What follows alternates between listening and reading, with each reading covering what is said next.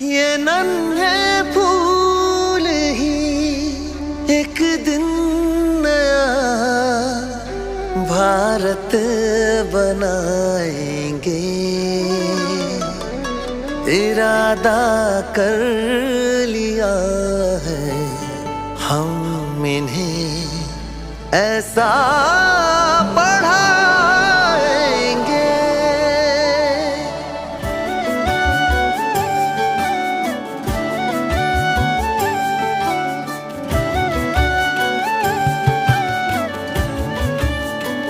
पढ़ेंगे हम कि हमको कोई भी बहका न पाए।